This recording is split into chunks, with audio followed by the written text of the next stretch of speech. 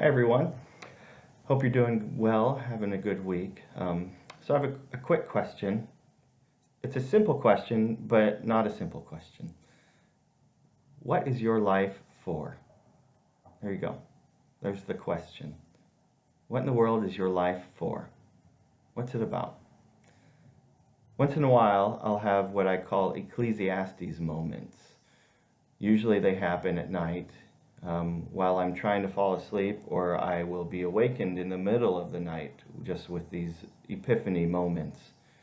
And usually these Ecclesiastes moments, as I call them, uh, revolve around that question. I'll just be kept awake wondering, what in the world is my life for?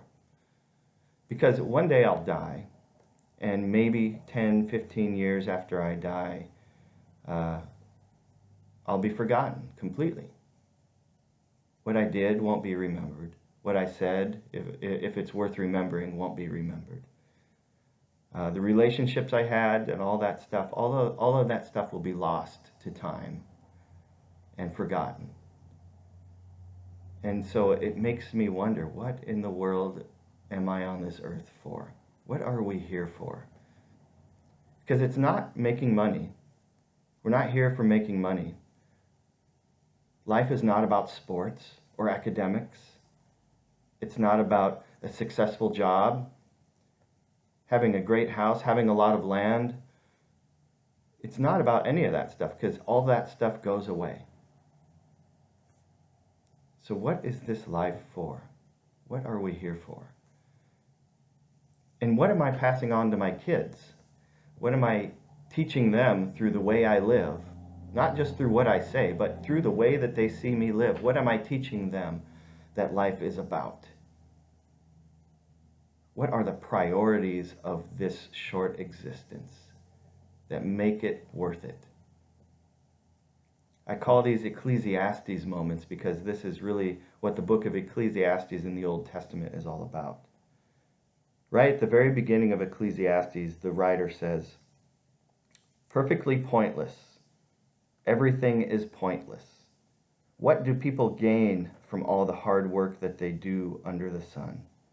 A generation goes and a generation comes. The earth remains as it always has."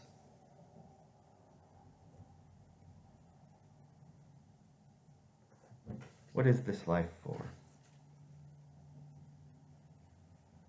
At the end of the book of Ecclesiastes, the writer comes back around and says this: "Remember your Creator while you are still in your prime, before the days of trouble arrive.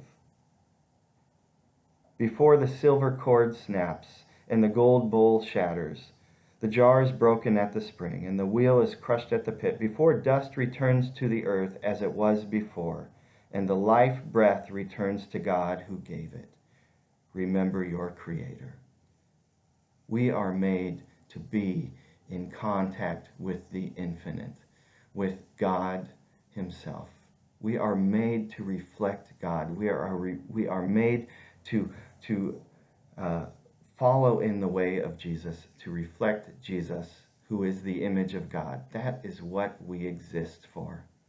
And my friends, that is a far greater thing than anything this world can tell us that we are supposed to be doing. Making money, accelerating in academics, being good at sports, having a great career or a business, all of that pales in comparison to reflecting the Creator who made you, because that's where you're going back to after this life. And that's what this life is about. The writer says, "Worship God and keep God's commandments, because this is what everything is all about."